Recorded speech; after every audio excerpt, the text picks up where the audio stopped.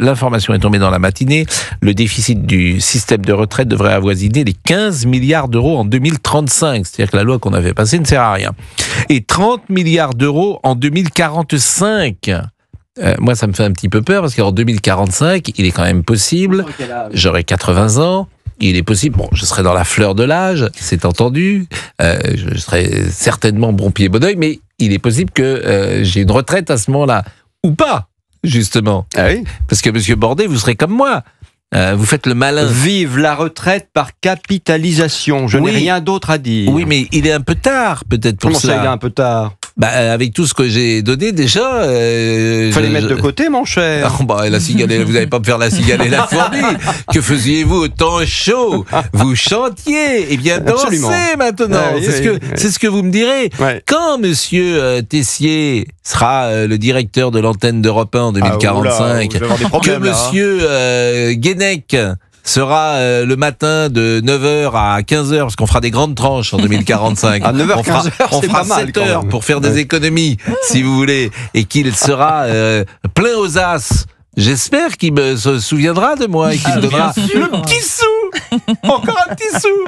Il paiera notre retraite, normalement. A priori. Donc ces chiffres sont préoccupants, bien évidemment, a déclaré le premier président de la Cour des comptes, Pierre Moscovici. Alors, on est avec Monsieur Crevel, c'est bien cela? Bonjour, Monsieur Crevel. Bonjour. Monsieur Crevel, qui est économiste. Bon, c'est pas une surprise, de toute façon, parce qu'on sait tout à l'avance, les déficits, par définition. En matière de retraite, il n'y a pas trop de surprises parce qu'on connaît à peu près le nombre de retraités dans les 30 à 40 prochaines années, dont vous en particulier, et également à peu près le nombre de cotisants, même si ça peut varier en fonction du chômage ou en fonction de l'immigration. Mais malgré tout, on a les grandes tendances du déficit pour les 20 ou 30 prochaines années. Et malheureusement, comme la Cour des comptes l'a indiqué, ce qui reprend d'ailleurs ce qu'avait dit le Conseil d'orientation des retraites au mois de juin dernier, il y a évidemment une menace de déficit d'une 30aine de milliards d'euros. Bon, alors qui est en déficit? C'est le privé ou c'est le public ou c'est les deux? Alors, dans le cadre du rapport de la Cour des comptes, c'est le privé, parce que la Cour des comptes a indiqué que le régime de l'État ne pouvait pas être assimilé, compte tenu de ses spécificités, au régime privé. Néanmoins, il intègre dans son rapport... Alors, pardonnez-moi, Monsieur Crevel, pardonnez-moi, mais vous m'avez perdu. Je comprends rien, en fait, de ce que vous dites. J'ai pas compris la phrase que vous avez dite. En fait, la Cour des comptes a décidé de ne pas traiter le régime de la fonction publique qui est financé sur le budget de l'État. Bon, ça, je comprends. Donc, les 30 milliards, c'est uniquement le privé. Le privé plus la caisse des collectivités locales. Donc, les fonctionnaires locaux sont à l'intérieur de ce déficit. Oui, alors je repose ma question. Qui est en déficit? C'est les fonctionnaires locaux. Moi, j'ai toujours entendu dire que le privé n'était pas déficitaire. Et d'ailleurs, ce qui est drôle, c'est que quand on faisait une réforme sur la retraite, on faisait une réforme en ne touchant pas, en ne réformant pas le système de retraite du public, alors qu'il est déficitaire, alors que le privé ne l'est pas. Vrai ou faux? C'est faux en partie, parce que les fonctionnaires ont eu également le report de l'âge légal à 62 ans, puis ils sont concernés par la réforme du 64 ans, et par ailleurs, leur durée de cotisation est également accrue. En revanche, les fonctionnaires de l'État sont financés à travers le budget, et donc les retraités de l'État sont financés à travers donc nos impôts et non pas par les cotisations sociales. Mais là, dans les collectivités locales, le déficit de 30 milliards, à votre avis, il concerne la fonction locale publique ou le privé? C'est ça que je voudrais savoir.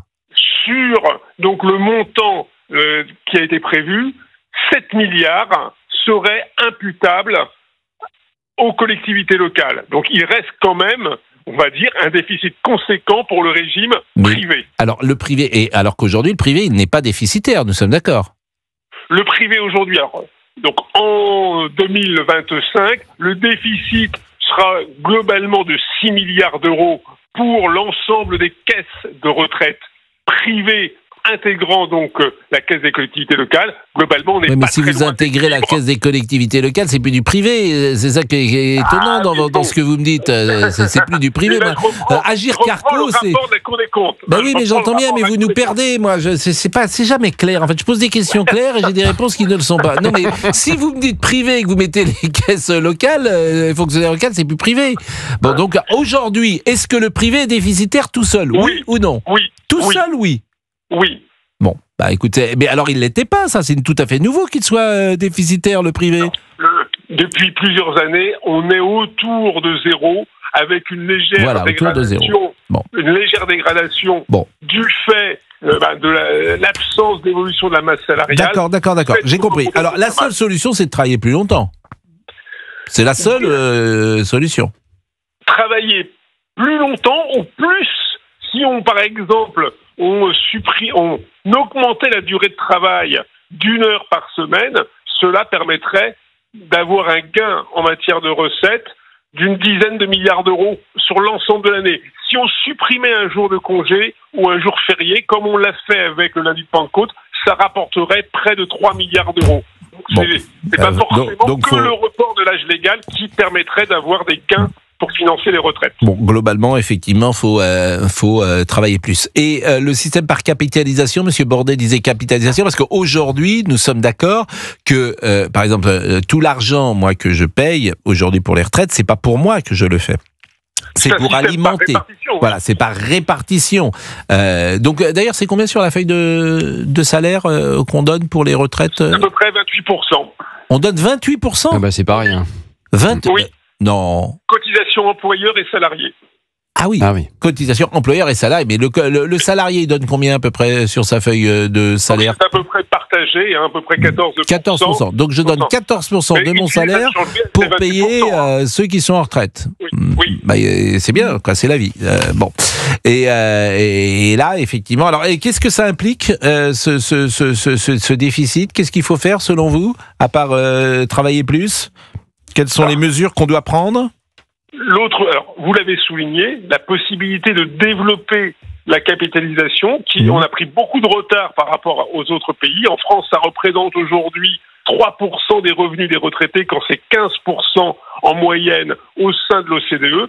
Et il n'est pas trop tard pour s'y mettre, parce que on a le problème des retraites pour des dizaines d'années devant nous. Et donc, ce serait évidemment d'inciter donc les entreprises comme les actifs d'avoir des plans d'épargne retraite qui sont aujourd'hui simplement limités aux cadres supérieurs, aux indépendants, professions libérales et, on va dire, les salariés des très grandes entreprises. Il y a beaucoup de gens qui nous écoutent là en ce moment, et puis il y a par exemple des messages qui arrivent, il y a quelqu'un qui me dit les caisses de retraite complémentaires sont positives.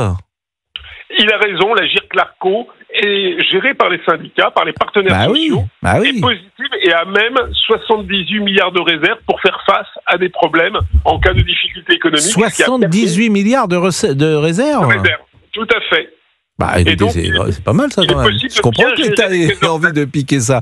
Bon, on est tous un peu perdus. Vous connaissez ça par cœur, Monsieur Crevel. On est tous un peu perdus parfois dans ces systèmes-là de retraite. Mais je vous remercie quand même de nous avoir éclairés. Je pense que le message numéro 1, c'est qu'il faut qu'on bosse un peu plus, quoi. Et je pense que les uns et les autres doivent prendre conscience de cela. Alors, ça nous concerne pas forcément nous, puisqu'on travaille déjà pas mal. Mais ça serait pas mal que la France se mette... Les Français ont-ils envie de travailler plus? Non, mais c'est ça le sujet. Bon, alors d'abord, faut payer plus les gens. Les salaires sont bas. Ils sont trop bas en France. Et puis, il faut que le travail ait un sens, hein, bien sûr, parce que nous, on a de la chance d'avoir un travail qui a un sens. Mais bien sûr que le travail est une valeur et que peut-être la jeune génération doit prendre ça en compte. Je vais pas reprendre mon exemple du congé paternité, mais c'est vrai que je peux être étonné quand un enfant naît aujourd'hui dans une famille française. La vie s'arrête pour l'homme. Il part pendant combien de temps, Géraldine? 4 mois, je crois. Alors, non, peut-être pas 4 mois. C'est 1 mois et demi, je crois, ou 16 semaines, il me semble. C'est vrai que à l'époque, je le dis souvent, 11 jours à l'époque, à l'époque, tu passais à la clinique le matin avec un bouquet de fleurs et tu travaillais l'après-midi. Donc je sais vous pas parlez de vous là. Oui, je sais pas si c'est mieux ou pas, mais j'ose pas, je n'ose même plus dire ça parce que la jeune génération, t'as l'impression que t'es un monstre. Oui, mais tu ne prends pas en compte le bébé et la maman. Tu n'es pas près d'elle. Pardon. Mais c'est pas faux, c'est la vie. Mais oui, écoutez, c'est bien d'avoir le père à côté quand on vient d'avoir un bébé. Moi, franchement, oui, c'est bien d'avoir le père à côté. Bon, du coup, il s'en va, Monsieur Guénec, lui. Vous voulez dire quelque chose? Congé paternité 28 jours. Ah, 28 jours, ok. Bon, merci Monsieur Crevel en tout cas. Merci beaucoup. Merci beaucoup.